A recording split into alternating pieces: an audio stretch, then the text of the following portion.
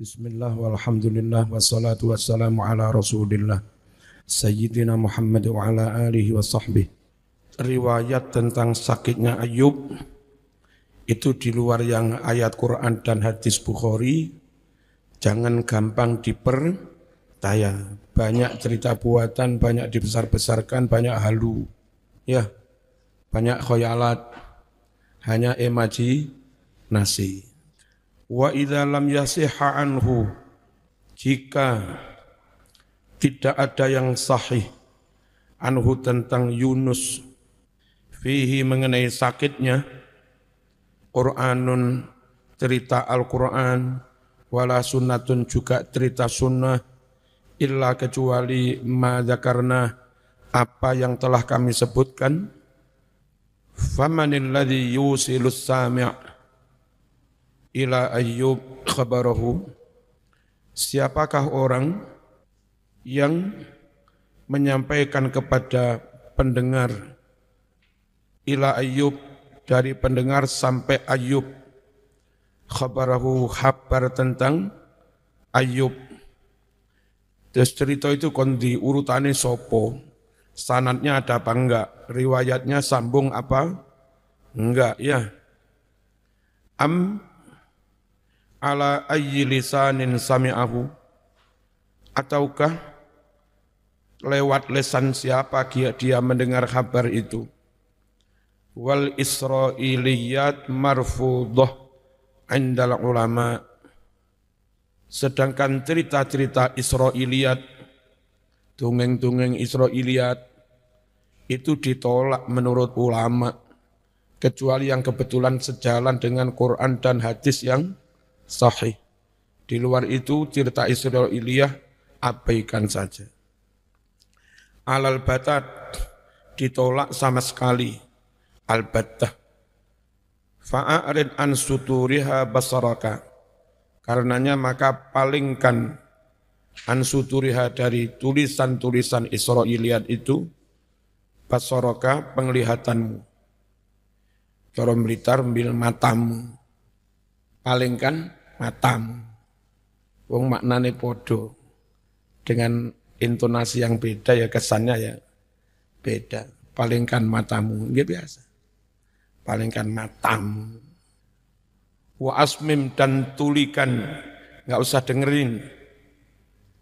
An sam'iha, dari mendengar cerita Israiliyat itu, udhunaika, kedua telingamu.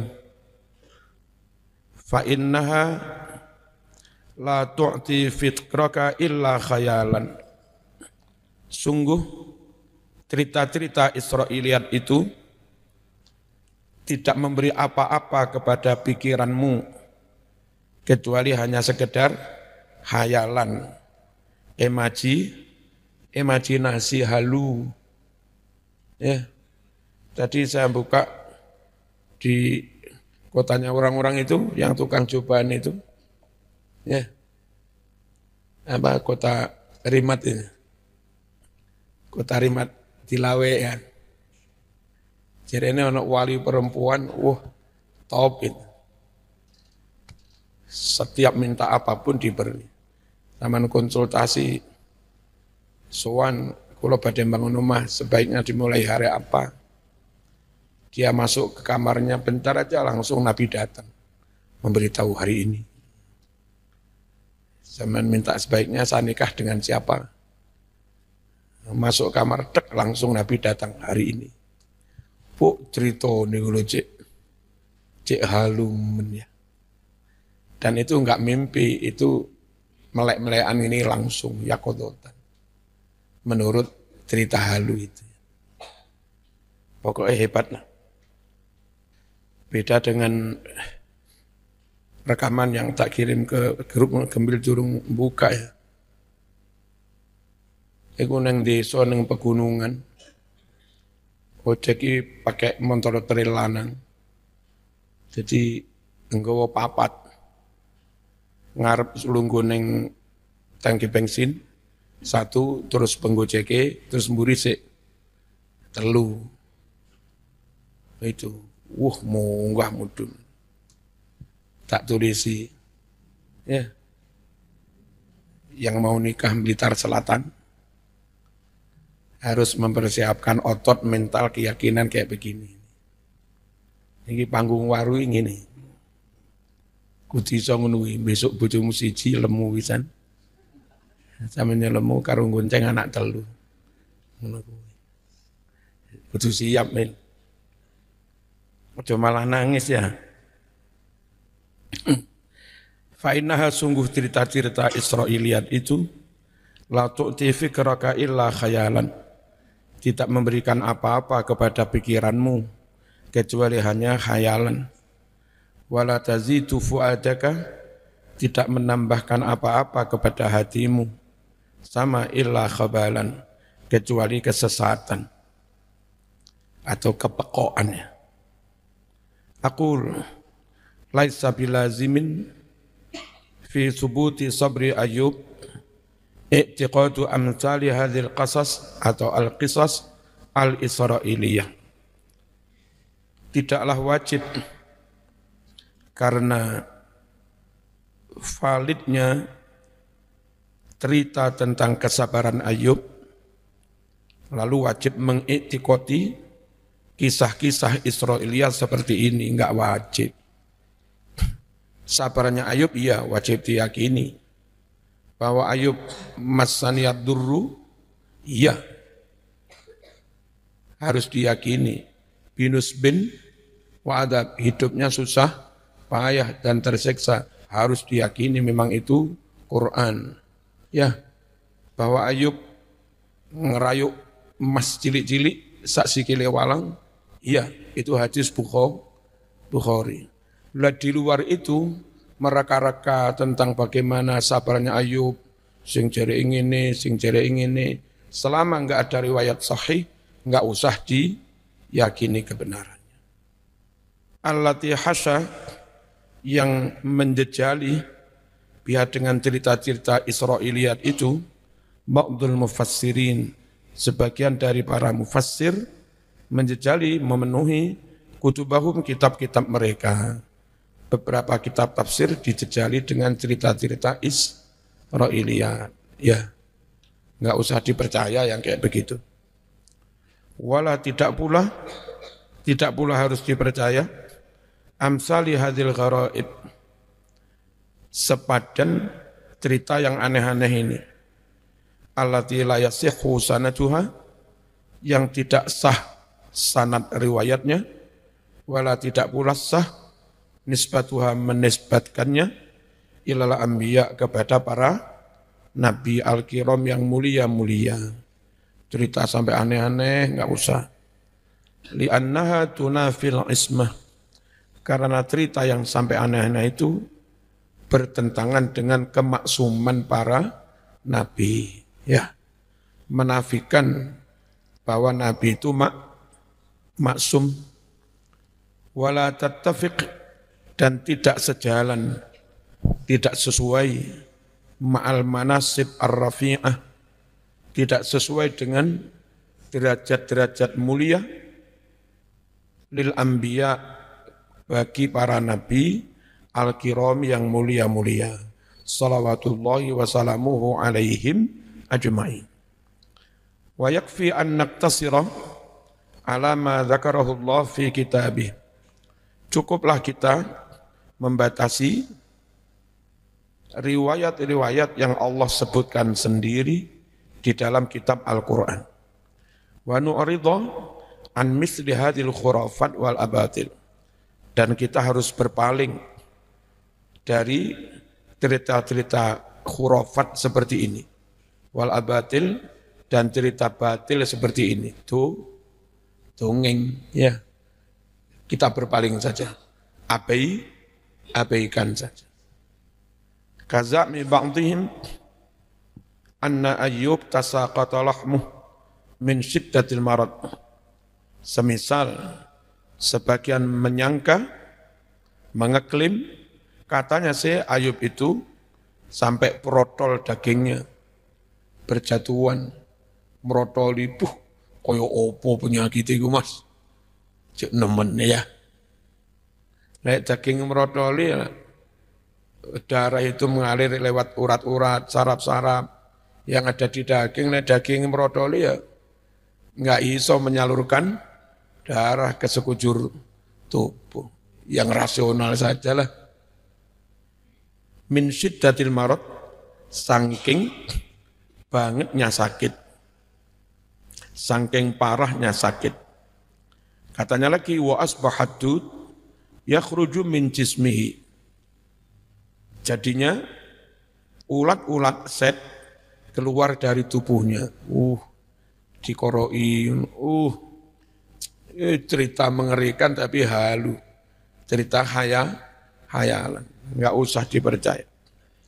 Hatta staqdarahul qarib wal ba'id. Sampai jijik dengannya, jijik kepadanya, kerabat dekat maupun kerabat jauh. Wa mallahu, dan malal, bosan dengan Ayub, enggak mau bergaul. As-sadiq wal gharib, teman akrab maupun orang lain. Katanya cerita ini, walam yasbir alaihi, dan tiada yang betah dengan Ayub, illam ra'atu, kecuali hanya istrinya. Ngambil, ya. Teman tulinan era paham. Wong Jolo Sutro kono tanggomu. Wa annahu, dan bahwasanya Ayub azuma, benar-benar agung parah balauhu, ujiannya, hatta ukhrija min baitih, sampai-sampai diusir dari rumahnya, wa ulqiya ala kunasah, katanya sampai dilempar, dibuang ke tempat sampah. Mosok Nabi sampai dibuang ke tempat sampah, lek gawe cerita gitu cek.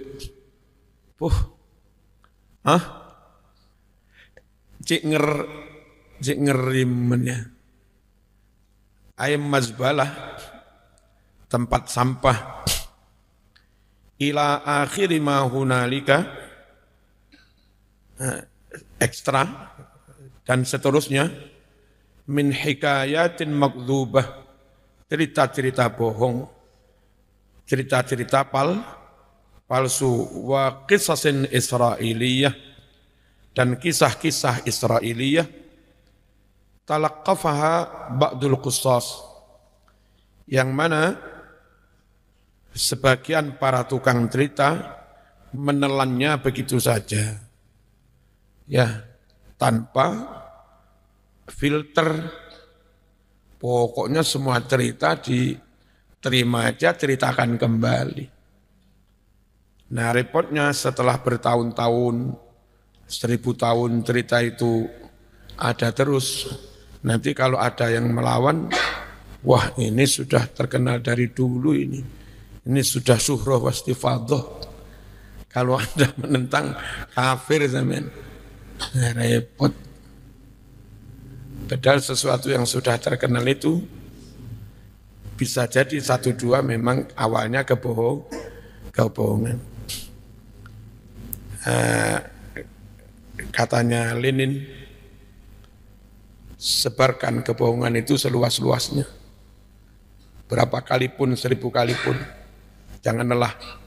Toh pada akhirnya orang akan percaya. Menunggui teori komunis, ya. Yang Karl Marx itu teorinya sing bikin goro-goro dia akan jadi pahlawan. Class struggle itu teorinya Karl Marx, bikin perpecahan antar kelompok, fitnah sana, fitnah sini. Nanti lewat geger macam-macam, zaman datimnya sudah merancang solusi, zaman yang untung. Sengkuni yang menunggu, ya. Idenya Sengkuni. Dan dia tokoh Yahudi besar, Karl Marx. Repotnya, yang tokoh kapitalisme juga Yahudi. Sistem kapitalisme Yahudi, sistem sosialis komunis juga Yahudi. Dan itu 2 kutub yang bertentangan. bagaimana mengelola ekonomi dan aset negara. Yang satunya kapitalisme liberal. Bagaimana supaya raja penguasa itu awet, gandeng orang kaya. Zaman nggak perlu golek suara jutaan. Asal orang kaya mau 10 orang, mau 5 orang berpihak pada sampean, maka menjelang pemilu aman-aman saja beres. Tapi sampean juga harus memanjakan orang-orang kaya itu. Potong pajaknya, dimudahkan perizinannya, dan pendatang baru, pengusaha baru dipersulit izinnya, supaya orang-orang kaya tetap menikmati fasilitas. Nah, dan dibuat undang-undang, mereka bisa menguasai tanah 100 tahun. Izin pengelolaan hutan jutaan hektar 100 tahun. Sama dengan menjual negara. Dan ketika kebijakan itu banyak rakyat kecil jadi korban, si penguasa presiden nggak bisa berbuat apa-apa. Karena naiknya juga dibantu oleh orang kaya. Ben-ben di wilayah tertentu sebelum pilgub itu harga singkong dari petani misalnya 1.600. Nanti setelah pilgub harga singkong tinggal 1.800. Gitu. Permainannya siapa yang dibidik akan jadi dibantu miliaran, dan pengusaha itu menghitung, saya sudah habis 100 miliar, untuk ngembaliin 100 miliar saya per hari terima singkong dari masyarakat taruhlah 200 ton atau 1.000 ton per kilo, kami turunkan harganya 800 kali 1.000 ton, sehari kami dapat kembalian sekian. Nanti sampai sekian bulan baru harganya normal kembali. Yang dikepuk juga rakyat. Dan penguasa nggak bisa berbuat apa-apa. Itu model-model bagaimana mempertahankan kekuasaan ala kapitalisme. Ngerti ya? Banyak yang zalim itu cara murah meriah, gandeng orang kaya. Nah, harus dilawan dengan gerakan rakyat. Gerakan rakyat mengandalkan komunitas kecil-kecil, tapi dalam jumlah besar. Jadinya komunis. Ya, komunitas kan? Komunis. Mereka enggak bermodal, tapi mereka marah. Nah, kemarahan itu dimanage, dikelola jadi kekuatan melawan apa sekarang apa istilahnya, ini bohir-bohirnya penguasa itu apa namanya? Enggak sekarang istilah yang bukan. Ya itu, dan biasanya lewat revolusi. Tanpa revolusi enggak bisa. Maka biasanya gerakan rakyat yang sejatinya dikomando oleh paham-paham tokoh-tokoh sosialis komunis, itu yang digelorakan mesti revolusi. Mereka modal nggak punya, yang bisa itu menyulut kemarahan. Nah nanti kalau itu berhasil, untuk mempertahankan kekuasaannya, ya mereka harus bisa memuaskan rakyat banyak itu. Bagi-bagi tanah gratis, atas nama keadilan atau apa, atas nama pemerataan. Maka tanah-tanah jutaan hektar disita oleh negara, dibagi 2 hektaran dibagi kepada rakyat. Ya seneng rakyat. Nah, terus bersama kekuatan rakyat mereka juga ingin mempertahankan kekuasaannya. Itu 2 sistem yang berhadap-hadapan, kutub utara dan kutub selatan. yang dua-duanya Yahudi. Kalau Islam itu kepinginnya clear, menafikan pengusaha nggak bisa, menentang orang kaya nggak bisa, orang diharuskan harus sama nggak bisa, karena dari awal bakat potensi orang itu beda-beda, kecenderungannya juga beda-beda.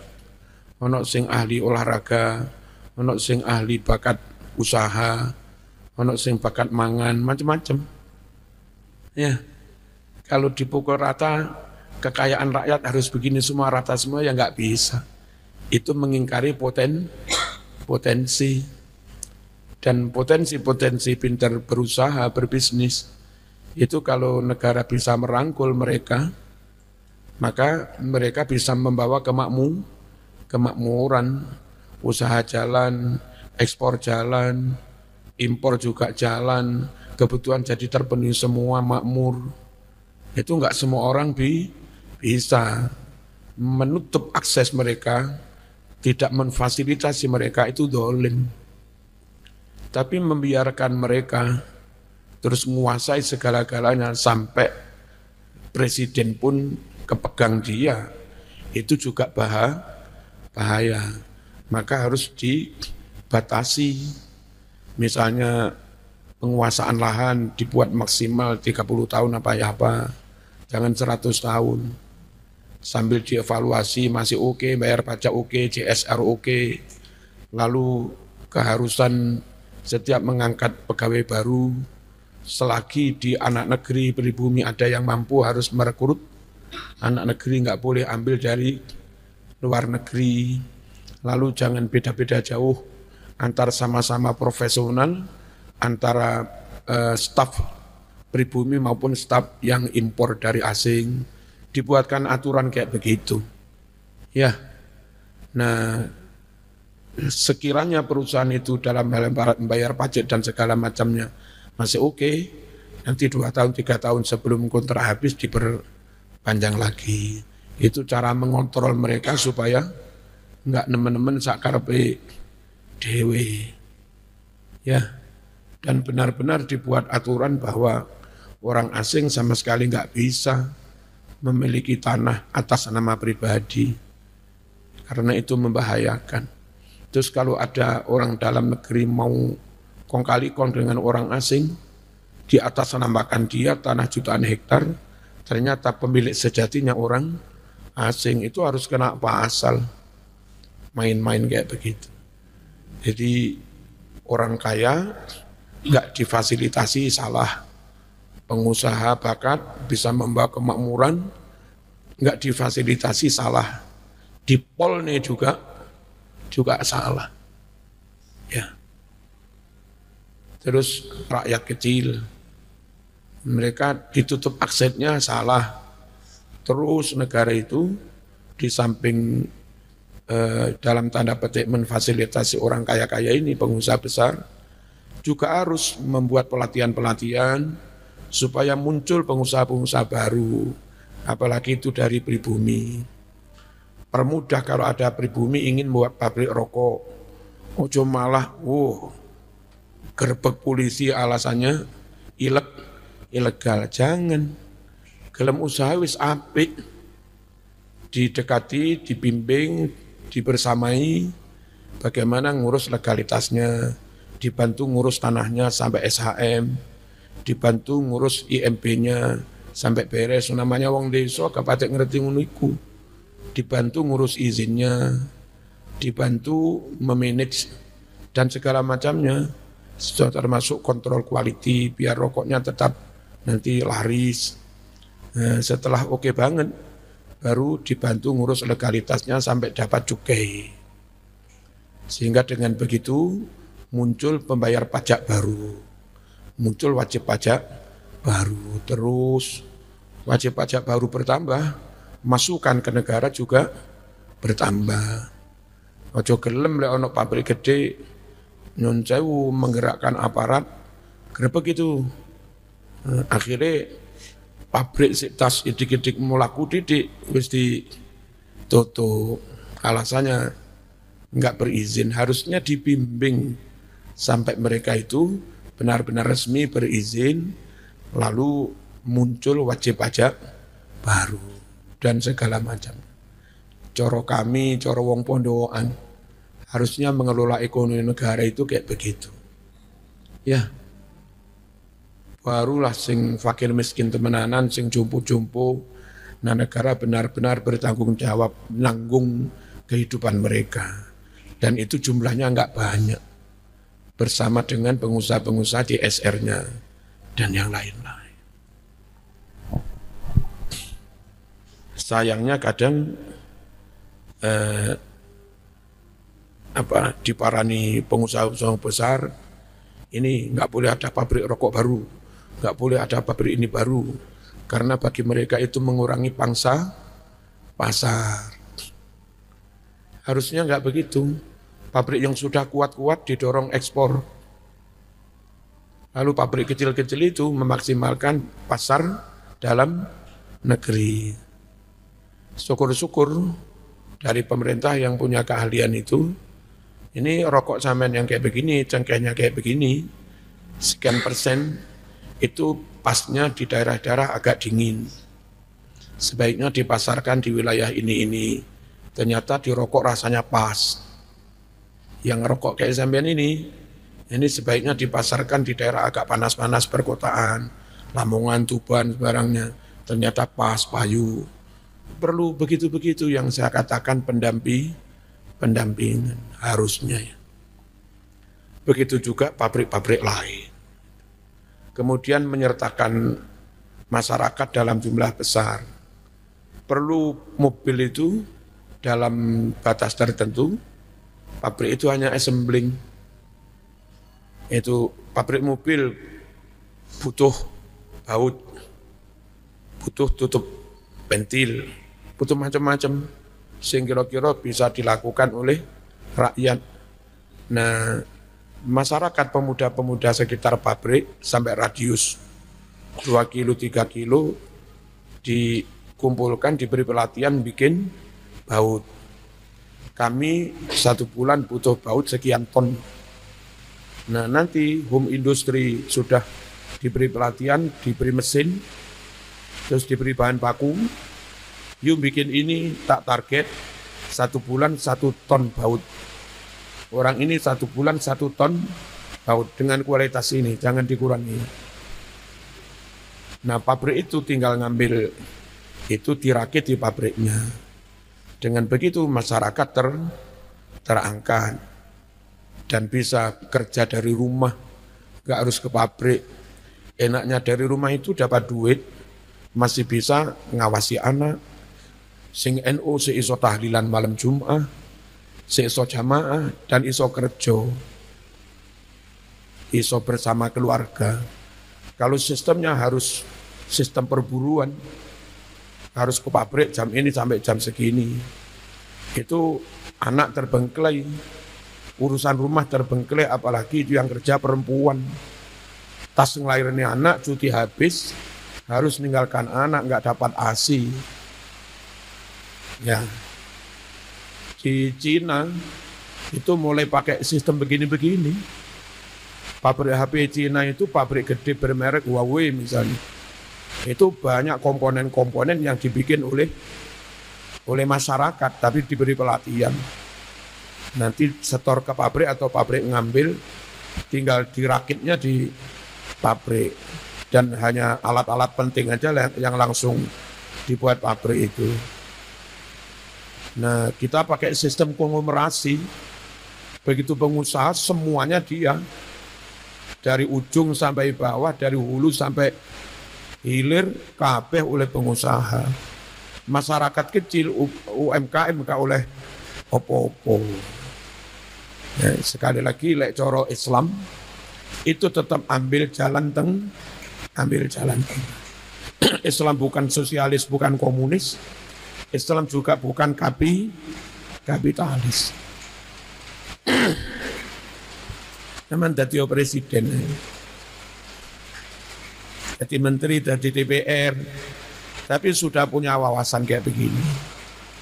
Nah, Kita yang kiai-kiai nggak harus jadi.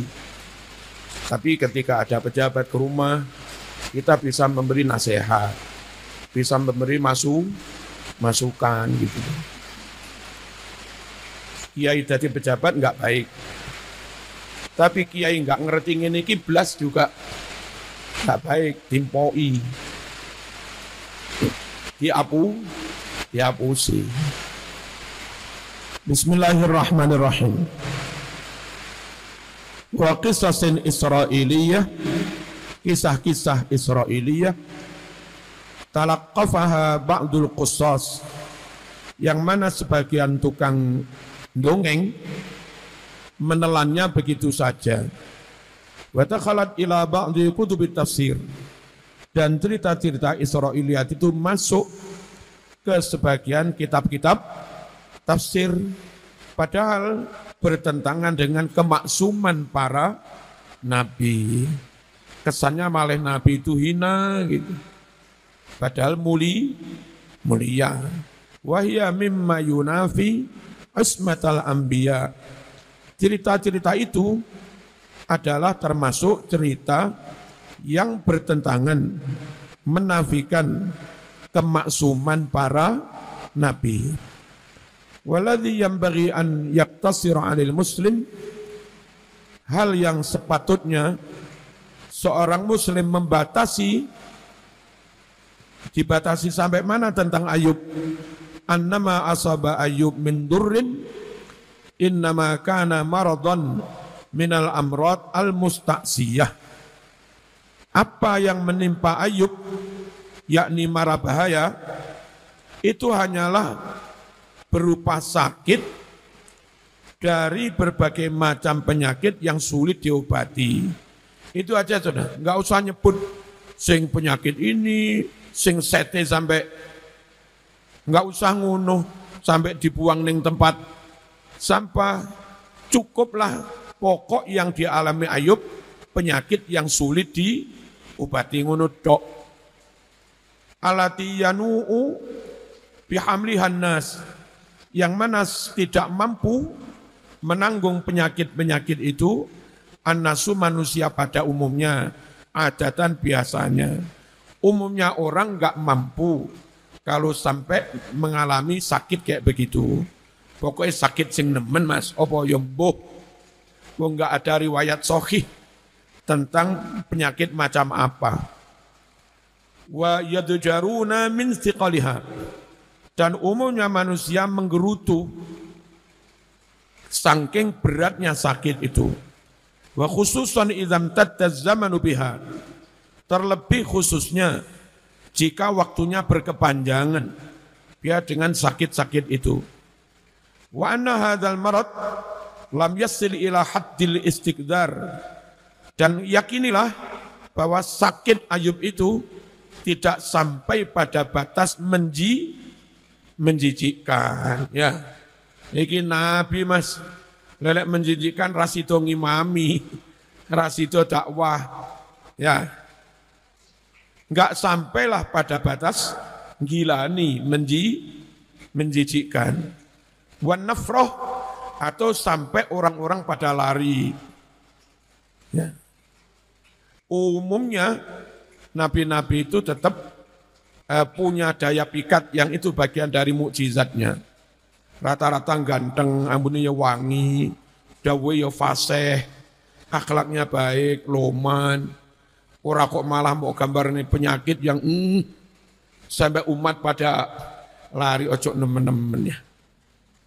Wa annahu ghadiba ala zaujih li amrin minal umur, dan yakinilah, cukup diyakini bahwa Ayub marah kepada istrinya karena suatu hal. Hal apa yang enggak tahu kita. Fa halafa an yadribaha mi'ata jaldah. Lalu Ayub bersumpah akan mencambuk istrinya 100 kali cambukan. Nah, bareng akan dicambuk ternyata istrinya enggak salah. Enggak dicambuk itu kadung sumpah. Dicambuk ternyata istrinya itu baik-baik, enggak nakal. Ya tetap dicambuk tapi rodok diakali. Golek sapu ae bitinge 100 piok selesai. Ya. Ngono bil. Aja mau gepuk bojomu sing Gunung Kidul iki. Fa ja'alallahu lahu min amrihi. Lalu Allah jadikan untuk Ayub min amri dari problem Ayub tadi, permasalahan Ayub, farajan kelonggaran, wa makhrajan jalan keluar.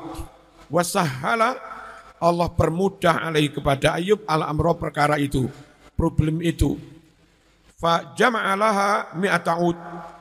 Ayub mengumpulkan 100 batang, kayak batang siwak itu. Fa darabaha, kemudian Ayub memukul istrinya, biha dengan 100 batang itu, darbatan wahidah, dengan sekali pukul.